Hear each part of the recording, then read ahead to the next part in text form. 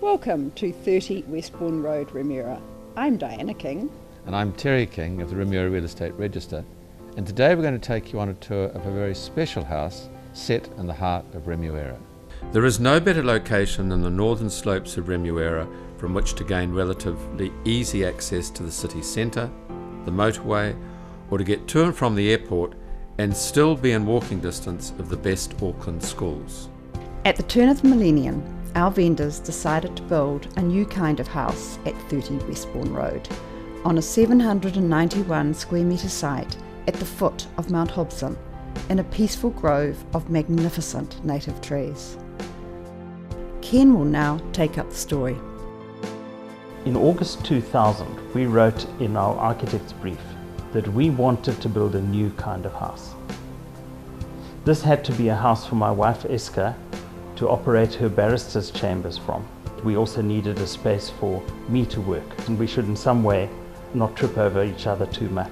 We held firm to the idea that the site that we'd purchased with these large native trees on it was an ideal site for creating a haven of peace and tranquility right in the heart of our biggest city. The special thing about this house, and living in it over the past 10 years, one is really overcome by a feeling of calm and well-being that descends upon everyone who comes into this house. And I believe that that is probably Leo's greatest achievement in his architecture of the internal spaces of this house. I think it's a magic place to live. As you can see, it is constructed of long, unevenly set concrete bricks with a bagged plaster finish. The patinaed copper roof, cedar shutters and louvers are architectural features that are designed to complement its natural surrounding. The practical benefit of a treed setting like this is that it feels like a domestic garden that needs very little maintenance, with no lawns to mow, and a carpet of fallen leaves create a natural bush feeling. Now let's go on a tour of the house. Coming down the driveway gives no idea of the size of the house and the unique environment behind the front door. As you walk in, there is an abundant use of natural timbers from room to room. Before us, as we enter, is the formal dining room, which also functions as a boardroom. From here you get your first dramatic views of the trees to the valley beyond. To the right there is a large office that may also make a wonderful study. This group of rooms, taken together with the entrance, was designed for complete privacy and isolation from domestic areas by means of a huge floor-to-ceiling sliding door that walls off the entrance from the internal hallway and the rest of the house. However, when the sliding door is hidden, friends and family arrive at an entrance that opens into a central double-volume hallway that leads us into the main living room, kitchen and informal eating area. This is a key element in the clever design of this house. What is wonderful about the main living room is that it has large windows on three sides, with floor-to-ceiling doors opening onto a cantilevered balcony. The main living room is linked in open plan to a bright and sunny family eating area and kitchen, from which there is of course a wonderful view back through the living room and out to the trees beyond. Double doors open this area to the formal dining, creating an axis of views to the east. Everything has been carefully thought through in the design of the kitchen. There is a true walk-in pantry that could easily become a scullery. Now to the master bedroom on the top floor. On the way we pass the guest toilet and separate laundry. At the top of the stairs we find a sunny little sitting room with a door onto the balcony that was planned as a private study. This is the perfect spot for a moment of secluded privacy and is a great place for a little winter reading.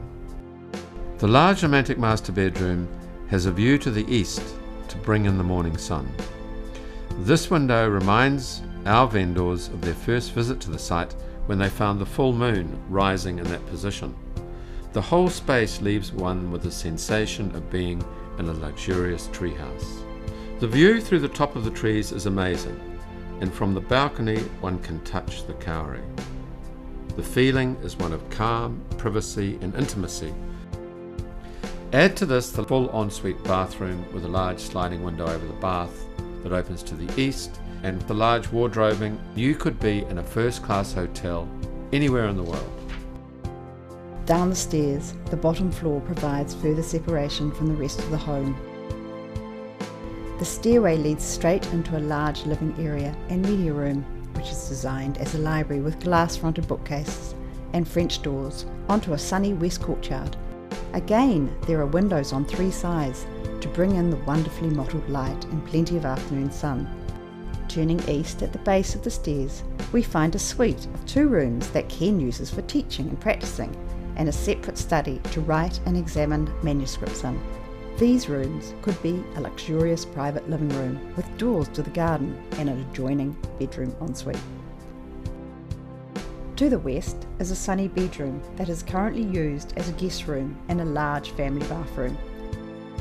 While the presence of the trees and the special atmosphere they create is all around you, this is enhanced by the design of the house, with its windows that unfold special views from different rooms at various times in the day, or the visual warmth of its materials and the artistic lighting, or with such practical things as the quiet of the double glazing, the warmth of the central heating, or the psychological security of monitored perimeter alarms.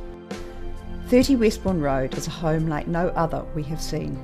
This is an architectural designed award-winning house with its own unique character and a special peace and tranquility all its own. Now is the opportunity for new owners to tailor this special house to fit their lives on the northern slopes of Remuera. This is a home in total harmony with its environment, a rare find indeed.